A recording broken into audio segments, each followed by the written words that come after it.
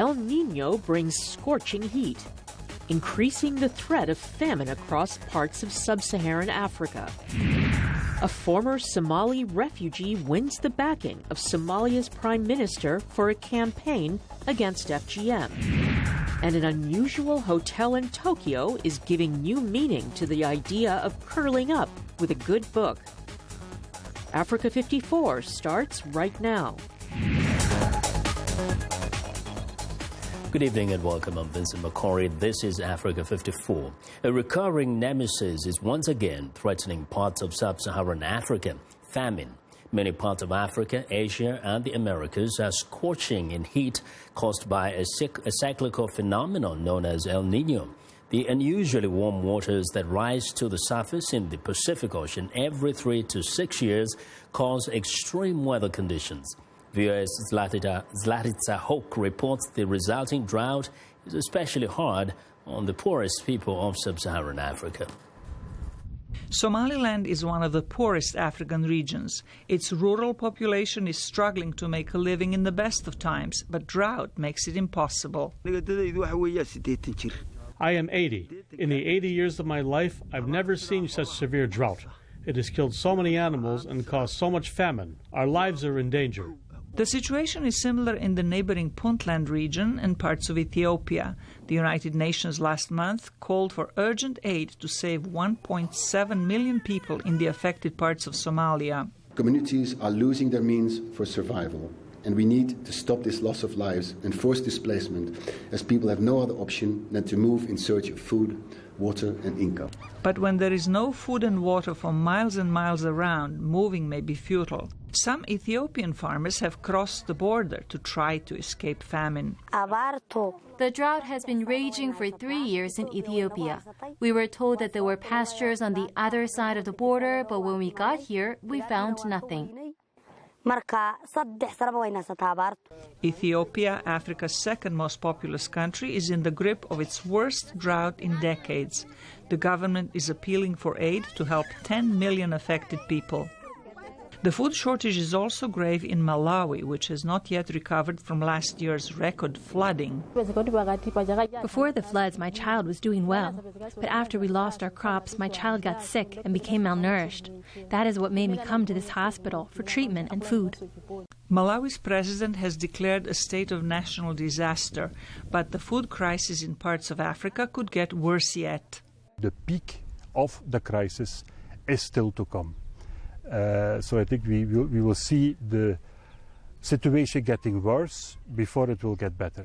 We talk about maybe a small improvement around mid-2016 or shortly after this. Experts say people in the affected areas depend on aid to survive and are calling for an urgent step-up of humanitarian efforts. Zlatica Hoke, VOA News, Washington. Now, in an unusual twist, people from war-torn Yemen are fleeing to the Horn of Africa. Now, in the past year, nearly half of the 176,000 people who fled Yemen's conflict have sought refuge in the Horn region, according to the UN Refugee Agency. Many are Africans returning to their countries of origin, but about 26,000 are Yemenis with nowhere else to turn to. VOA's Jill Craig reports from Hargeisa in Somaliland. Wasim Saeed Mohammed arrived in Somaliland in February with his wife and 2 sons. They fled Yemen after Houthi militants attacked their home in Aden. This is the only country where the cost of living is cheap, and there is good security, and I can live with the people. Mohammed works at a bakery owned by his uncle's Syrian friend, Abdul Rahman Darwish. He had been living in Yemen since the 1980s, but brought his family to Hargeisa last year. The situation here is very good, but I'm lacking some materials and support. I want to leave and go to another country, but it's very difficult. I cannot take the risk at sea with my wife and 2 daughters. If I can get some legal way to Europe or elsewhere, I'll be willing to do that. Options for Yemeni refugees are limited. Most don't have the money to pay smugglers or attempt the long, dangerous route to Europe, which involves crossing the Gulf of Aden, then going by land through Egypt to access the Mediterranean. And even then, many can't get visas in Europe or even Turkey. Somaliland may be safe and welcoming, but it is poor. Unemployment is high. The UNHCR says that of the 10,000 people who have arrived here from Yemen, about 1,900 are Yemeni nationals. There is no refugee camp in Somaliland. The government says it is open to the idea, but the UN says the numbers don't justify it. Somaliland broke away from Somalia in 1991 after a 3-year war. So many of the people here know the refugee experience firsthand. Still, resources are limited. The refugees are in the same situation as Somalilanders because the Somalilanders also don't have enough jobs. So anyone who had skills working in Yemen, he can do the same here. But we are trying to help them. Upon arrival, refugees are given food, medical care, and cash, about $100 per person from the UN. They can also get transport within Somalia if they wish, but it's not enough for some. I want to leave. I want to leave this country. I want to go to a civilized country. I want to live. I want to be stable financially. I want to be stable in my life. I want to go back to school. Do something. Make a life. Here is not life. There's no life here. For now, they must make the best of things here in Somaliland. Jill Craig, VOA News, Hargeisa.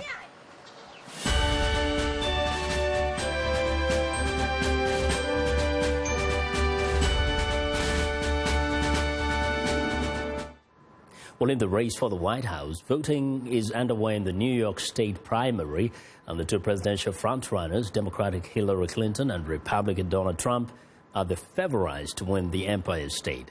Victories for both candidates would be a major boost for their campaigns. VOA national correspondent Jim Malone has more. For Republican Donald Trump, a big win in his home state could be a major step towards securing his party's nomination. On Tuesday, you have to go out and you have to vote. You have to get your friends, because we have a movement going on. It's a movement like they've never seen in this country. Trump looks to rebound after recent losses to rival Ted Cruz. Cruz argues that Trump's negative image with many voters would lead to a Republican defeat in November if he becomes the nominee. Nationwide, about 70% of Republicans recognize that if Donald Trump is the nominee, Hillary Clinton wins. Hillary beats Donald Trump by double digits. If I'm the nominee, we beat Hillary. But Ohio Governor John Kasich says he's the best candidate to beat Clinton and hopes to win some delegates in New York with an optimistic message. Because we risk losing everything from the White House to the courthouse to the State House if we don't advance a positive, uplifting, unifying message to this country. That is what we need to do. In the Democratic race, former Secretary of State and New York Senator Hillary Clinton is also looking for a home state advantage.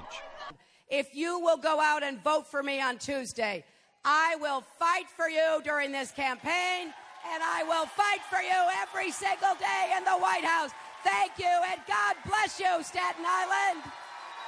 Financial fraud became not only the norm in many ways. Rival Bernie Sanders took time off the campaign trail to speak at a Vatican conference on economic inequality, a core theme of his campaign. I believe from the bottom of my heart that I am the stronger candidate running against a Republican.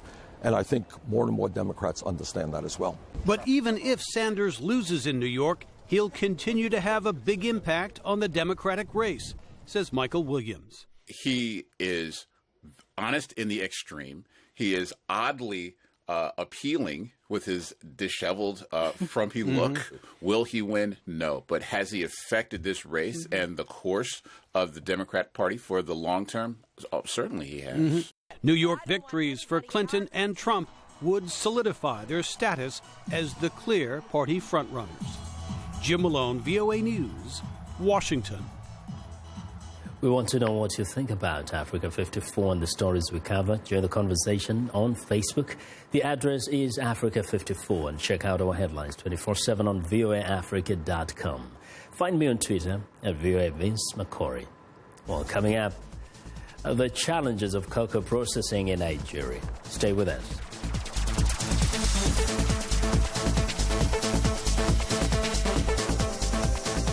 This is Green Bee for a healthier planet.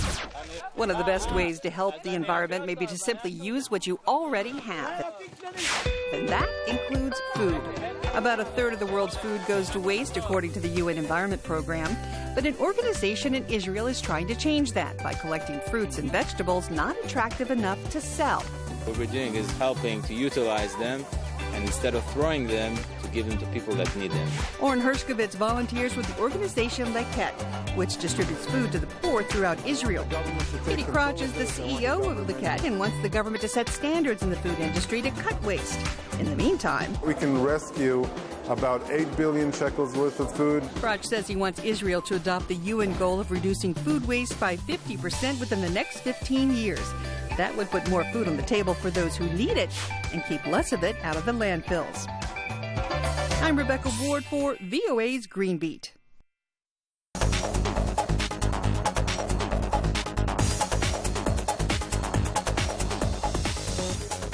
Welcome back. In business news, oil bounced back despite a failure to reach a production freeze in Doha over the weekend. Africa 54 business correspondent Jill Malandrino in New York is joined by Jason Bennett of Baker's Box, and he says the oil supply has peaked. Crude oil has essentially shrugged off the non-decision on production freezes out of Doha this weekend. Jason, there are some bullish arguments that can be made for crude, but has the market gotten ahead of itself here? I think the market is reflecting the overall supply-demand balance. I don't think there were huge expectations of what was going to happen, and I think there's not big expectations for what's going to happen among the producers in the future. I think it's really just supply-demand balance. When do you think supply will peak, and how long will it take to draw down this massive oversupply in the market right now? I think supply has peaked. I mean, obviously, there's more capacity in the system, and you could always make an argument that more capacity can be turned on. But as far as supply that will make it to the market at a price that can be sustained, I think it has peaked. And for 2016, what do you think the appropriate range is for crude oil? Do you think we'll get back to $100 a barrel, or is it right here at 40 where we should be trading? Well, I don't know where we should be trading, but I know that most of the world's oil is not competitive at this price, and almost all of the world's oil is competitive at 100. And so somewhere in there, it's really going to be set by demand. At the end of the day, whether we can recover to 60 or 70 or 80 is really more dependent on demand, because the suppliers can always bring on more production in the U.S. and Russia and Saudi Arabia and other places whenever they need to, whenever prices are right. Okay, thank you very much, Jason. We appreciate the insight. My pleasure. Thank you. For the Voice of America in New York, I'm Jill Malandrino. Well, Nigeria, the world's fourth biggest cocoa producer, has cut its 2015-2016 output forecast after dry weather caused a poor harvest. Meanwhile, high bean prices is making it hard for local cocoa processors because working capital needs are rising. Our viewers, Caroline Turner, has more. It has been 1 year since Muhammadu Buhari was elected as president, and many Nigerians are still waiting for him to make good on his promise to boost the cocoa sector.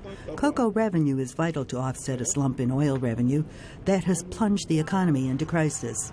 President Buhari aims to expand the agricultural sector to end the reliance on crude exports and cut its $20 billion annual food import bill.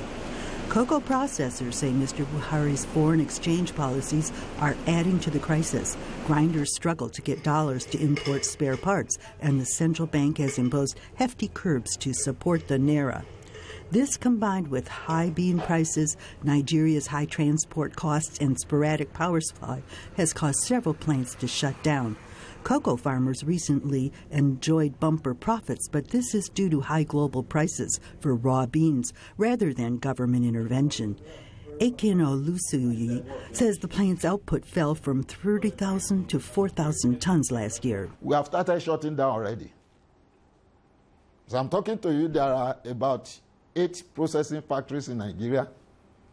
And I think as I'm talking now, I think only 3 or 4 of us are in operation, and in operation epileptically. We are just surviving, not living, really. So far, Buhari has retained many inherited policies to increase output to 1 million tons by 2018. The Agriculture Ministry wants to plant 2 million cocoa trees within 3 years, but offers no details on how this would be achieved. We are looking forward to quick intervention, quick action on the part of government, even if it is by policy statements. but we have not seen that yet. So, well, one welcomes such statements, but as we have seen over the years, government talks, but does not walk the talk. For 2016, President Buhari has unveiled a record $30 billion budget to invest in infrastructure to diversify the economy, but Parliament has delayed passage of the bill. Adding to further woes, a policy for farmers to get central bank loans at 9% instead of commercial bank loans at 18% has never been implemented. In spite of these obstacles, Nigeria's cocoa output is set to rise 350,000 tons in the 2015-16 season, as farmers reinvest last season's larger profits in fertilizer and pesticides. Global cocoa prices have risen for 2 years, buoyed by growing demand for cocoa products and chocolate in China and India. Ebenezer Akamed owns 5 farms near the cocoa products plant. Last year, the price of cocoa was 270,000 to 300 last year. But this year, 800,000 per ton, which I know that is a great benefit to me. The high poverty rate in Nigeria has prompted authorities to view the labor-intensive cocoa industry as a way to create jobs. But cocoa products has been firing workers to stay afloat. Carolyn Turner, VOA News.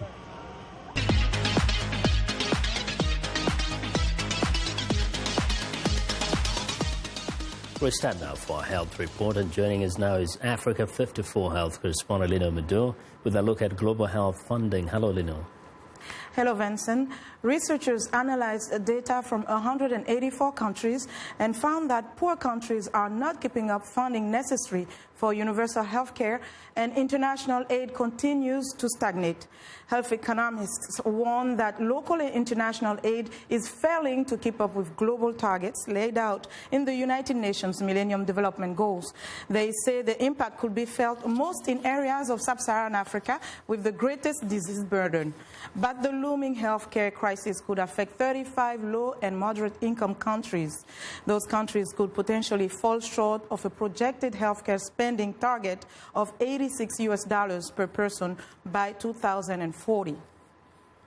Now, a UN Children's Fund study has found a widening gap between poor and richer children in the world's wealthiest countries. The study shows the gap is at its highest level in 3 decades. 41 high-income countries uses 4 indicators: income, education, health, and life satisfaction to measure the growing inequality between children at the bottom and those in the middle and high-income countries. The report shows income inequality has increased substantially in 1/3 of the countries studied between 2008 and 2013.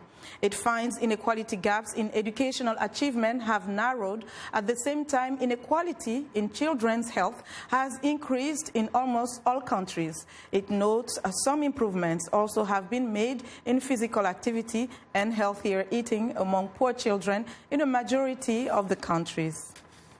Now, a worldwide initiative has been launched in an effort to eradicate polio once and for all. In a huge humanization effort, health teams from international organizations and countries have just launched what they hope will be the final push to end polio. Last year, there were only 74 reported cases of the paralyzing disease. About 10 cases have been reported so far this year, and all were in Afghanistan and Pakistan. Africa has been free of polio for more than a year. However, despite this progress, experts say the push is necessary. The virus travels without any barrier, so if we do not eradicate the virus, if we don't get rid of it, we will quite rapidly go back to the situation we had before we started the eradication program, and we could have, hundreds of thousands of cases of paralytic disease in the world. The polio virus invades the nervous system and can cause irreversible paralysis within hours. It spreads rapidly among children, especially in unsanitary conditions in war-torn regions, inside refugee camps and other areas where healthcare is limited. More than 150 countries are switching to a different polio vaccine for the new initiative that started on April 17th and ends on May 1st. Health experts say the old oral vaccine protected against 3 strains of poliovirus, while the new oral vaccine protects against 2 of the strains. They say the transition is possible because type 2 wild polio has already been eradicated. Polio was a disease nobody needed. We are a better place without it. And to achieve its eradication, I think will be a real credit to humanity. The Global Polio Eradication Initiative, launched in 1988 and was originally aimed to end all transmission of the disease by 2000. And while there has been a 99% reduction in cases worldwide since its launch, fighting the last 1% of polio has been far tougher than expected. The initiative stresses the importance of closely synchronizing this transition globally, which is taking effect mainly in developing countries and some developed countries. Health officials say that stopping the transmission of polio that has infected millions is possible within a year. A Somali refugee who fled her nation's civil war at age 17 is due to return to advise the government on ending the practice of female genital cutting or mutilation, or FGM, a cultural or religious practice carried out in large parts of Africa and the Middle East. Henry Ridgwell spoke to Ifra Ahmed in London ahead of a trip to Somalia. 98% of Somali girls and women between the ages of 15 and 49 have undergone female genital mutilation, according to the United Nations, making it the country with the highest prevalence in the world. Anti-FGM campaigner Ifra Ahmed last month persuaded Somalia's Prime Minister Omar Abdi Rashid Ali Sharmak to add his signature to a 1 million strong petition calling for a ban. Not only that to sign, but he promised that he will be supporting the campaign and he will support within the parliament before end of the year to bring the legislation. Ahmed herself was forced to undergo FGM as a young girl. She fled Somalia's civil war in 2006 and now lives in Ireland, but is due to return to her home country next month to become the Prime Minister's advisor on gender issues. Part of her job will be to develop an FGM eradication programme. Young women die for bleeding, have kidney infection, a lot of different problems, and also some women, they die because of childbirth. And I say this is the reason I get involved. And some men, they sit and they listen, and then they start arguing. Some of them, they say, well, you know, that is kind of Western culture that you've been taking, and now you want to make it and tell us what you've been told in Western countries. Somali government troops, alongside African Union and Kenyan forces, are battling Islamist al-Shabaab militants who continue to stage sporadic attacks.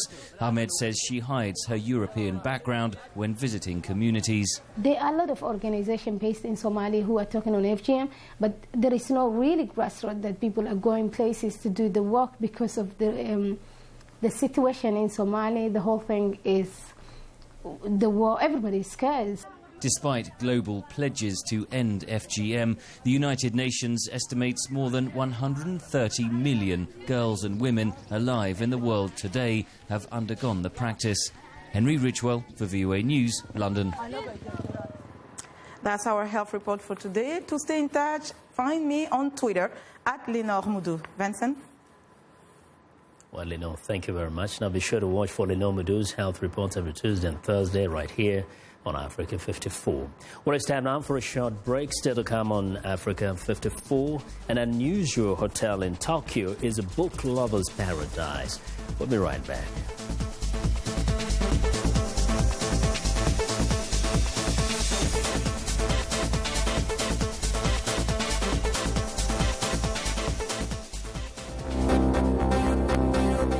If you've just joined us, I'm Mariama Diallo, and here is a quick recap of today's headlines. In Ethiopia, the government appeals for aid in an effort to help over 10 million people suffering in the midst of the country's worst drought in decades. In Mali, demonstrators storm an airport runway to protest against arrest by French forces of people suspected of links to Islamist militants. In Somalia, already challenging humanitarian situation becomes more dangerous as a severe drought results from the El Niño phenomenon.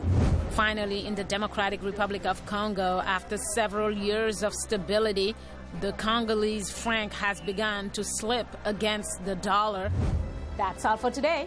Thanks for watching. We'll see you next time.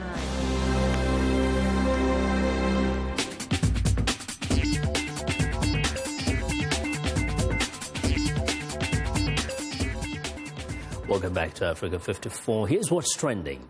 From comic book to gallery wall, the art of comic illustration has come a long way since the days of Superman and the Phantom. A new exhibition at the Western Australia Art Gallery features the very best of comic art, with its creators hope will draw a new generation of art lovers. While adventure and action can be found here, the works on display go well beyond the comic book. The aim for comic artists, according to the exhibition publicity, is for the artist to step beyond the superhero into the super personal. Visitors will also be able to watch a work being created in real time as it evolves from an idea on paper to a 2-meter by 2-meter comic reality. Well, next up, a new hotel concept from the land of the rising trends. At Tokyo's book and bed, it's a bed hotel rather. It's not just the bed visitors can enjoy during their stay. It's a good read too.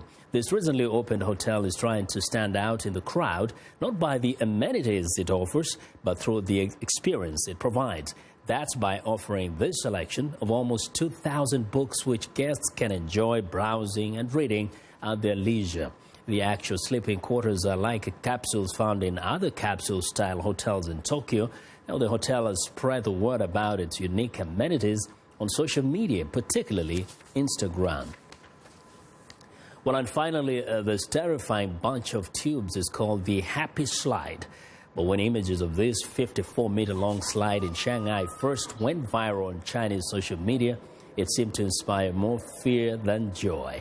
The slide is located on the New World Department Store Mall in Shanghai's Pudong district. Some wondered whether they would get trapped in the middle, while others asked whether they would fly out the end to sudden death. Now, the first brave visitors are trying it out before it officially opens to the public. Now, the slide is open to the mall's VIP customers starting on April 19th to get feedback on how it can be improved. After that, it will be open to everyone for free. And that is what is trending today. Well, that's our show for today. Be sure to watch Africa 54 on our website at voaafrica.com. For more news, tune in to VOA's evening radio show, Africa News Tonight at 1800 UTC. And in the mornings to Daybreak Africa between 0300 and 0600 UTC. That is Monday through Friday. Thanks a lot for watching from all of us here in Washington. Have a good night.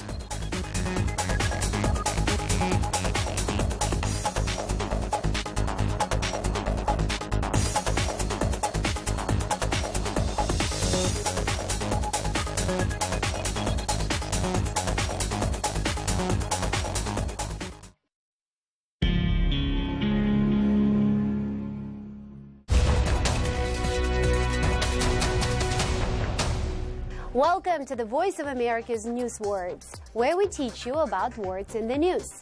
Listen for the word that means not working. Here is U.S. House of Representatives Democratic leader Nancy Pelosi. We thank our federal workers for what they have done. I'm sad about the fact that they had to be furloughed and have this uncertainty in their lives, on top of all the other uncertainty in our economy. A furlough is a temporary leave from work. More than 800,000 U.S. federal workers were furloughed in 2013. Congress could not agree on a budget, so workers were told to stay home. Much of the government was closed. Now, when you hear the word furlough, you will know what this news word means.